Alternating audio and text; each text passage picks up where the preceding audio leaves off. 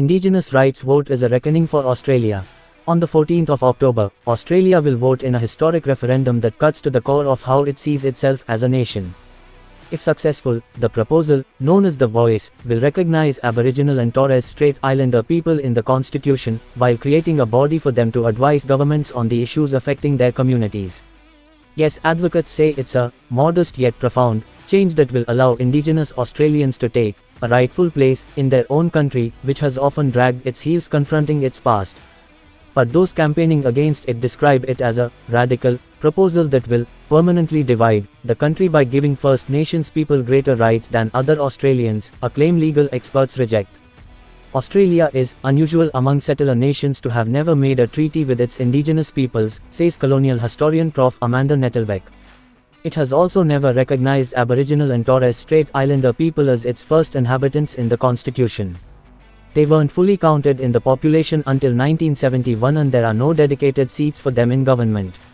In 1962 they were finally granted the right to vote in national elections. But calls for greater self-determination go back generations. Throughout the 1800s, First Nations leaders fought for control over their own affairs, as frontier violence and European diseases decimated their communities.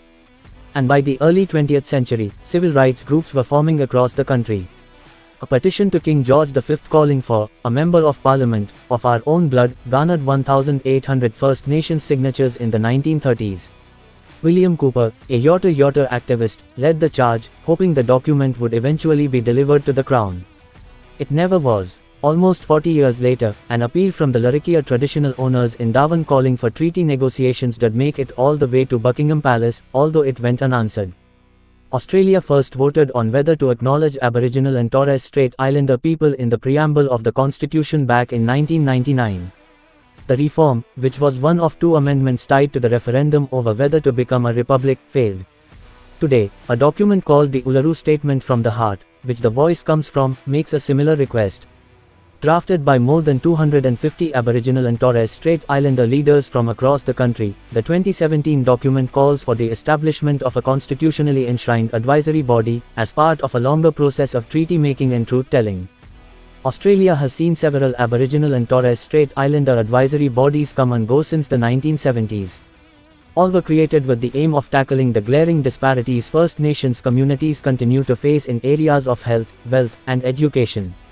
But, at times, they faced tensions with policy makers and internal disputes, before ultimately being dissolved. Voice advocates argue that the authority and longevity stemming from the body being constitutionally enshrined would protect it from a similar fate. The No campaign says the Voice would be a leap into the unknown, and that it hasn't been road-tested, their main argument being that there's not enough detail about how it would operate.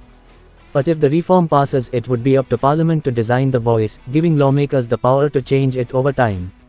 The details of the body will not be specified in the Constitution. Experts also point out that other countries have had similar Indigenous advisory bodies in place for decades. Each liberal democracy that has a similar colonial history has something in place. Particularly at a federal level. Australia has nothing, says Danny Linder, a Bunjalung, Kungarakani woman and legal academic at the University of Queensland.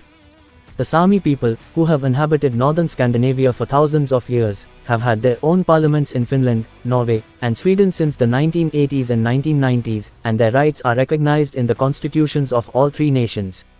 The elected bodies are regulated by Parliament, and they advise lawmakers on how to best solve issues affecting Sami communities. Proponents of the Voice suggest it could function in a similar way.